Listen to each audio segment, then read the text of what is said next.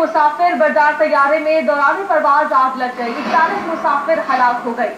तैयारे में आग लगने के बाद मॉस्को एयरपोर्ट पर हंगामी लैंडिंग के बाद मुसाफिरों ने इमरजेंसी दरवाजे से निकलकर अपनी जान बचाई।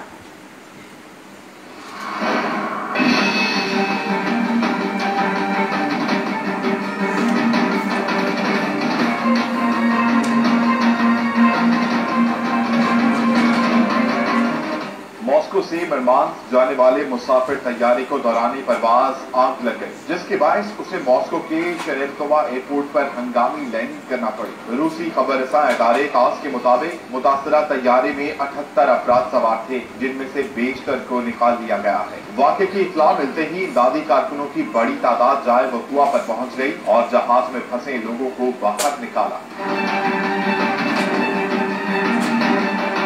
रूसी हुकाम का कहना है कि उन्होंने वाक़े की तहकीकात का आगाज कर दिया है। देखा जाएगा कि कहीं वाक़या किसी मुजरिमाना कार्रवाई का नतीजा तो नहीं। हुकाम के मुताबिक तैयारे के पायलट ने टेक ऑफ के फौरी बाद वापस लैंडिंग की इजाजत मांग ली थी।